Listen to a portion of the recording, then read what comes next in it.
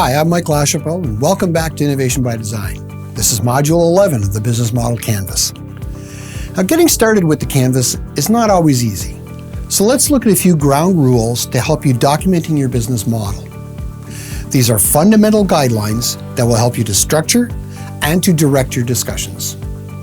So Rule 1, avoid writing on the canvas. Now, a core principle of visual thinking is to keep ideas as mobile and as changeable as possible. The harder it is to change an idea, the less likely one is to change it.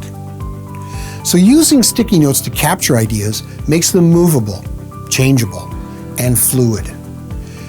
If you write directly on the canvas, you are locking that idea in, and it's much harder to play with, change, or manipulate. Rule 2, don't get stuck with blah, blah, blah. People who are new to using the canvas sometimes fall into the trap of engaging in long debates about something before they get the idea up on the canvas. Now, in design thinking, there is a 3-step approach for managing and creating ideas. First step is divergent, creating lots of ideas. The second is evaluation, assessing each of the ideas for their worth. And then the third is convergent, selecting the best of the ideas and reducing the overall number of ideas. Don't get locked into debates. Get the ideas up on the canvas. At a later stage, you can review and select the better ideas or reduce the numbers. Rule 3, start with any block. There is no rule that you have to start with customers or value propositions. You can start with any component. A resource that you have that is significant, or an activity at which you excel, can serve as the starting point for your business model. Let's look at Amazon. They created 2 very large businesses, web on demand and cloud computing, by starting with the resource of a strong IT infrastructure that Amazon uses to sell things over the internet. Rule 4, never use bullet points. Now, extending the idea of keeping ideas fluid, putting a number of ideas on one sticky note reduces the ability to change them.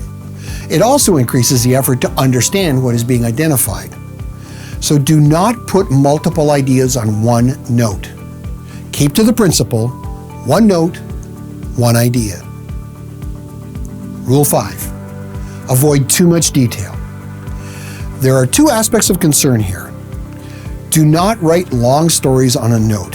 For ideas to be grasped and understood easily, they need to be concise. Even better is if you can use a graphic or a combination of graphic and words. Now, the second aspect is too many notes on the canvas. Now, this is not necessarily a bad thing. In the best of divergent stage of design thinking, you want to get a lot of ideas up there.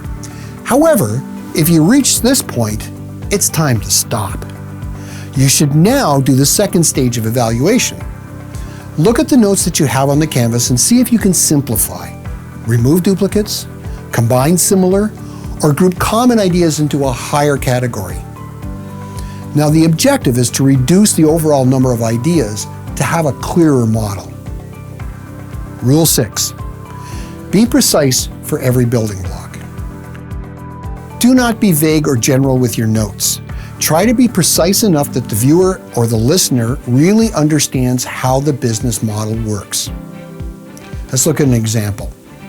Saying that Google makes money from advertising is not necessarily wrong, but it's not precise enough to understand the business.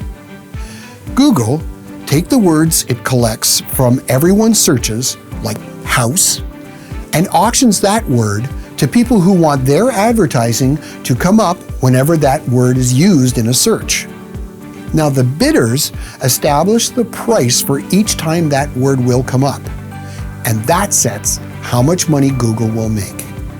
The real way Google makes its money is through the word auctions.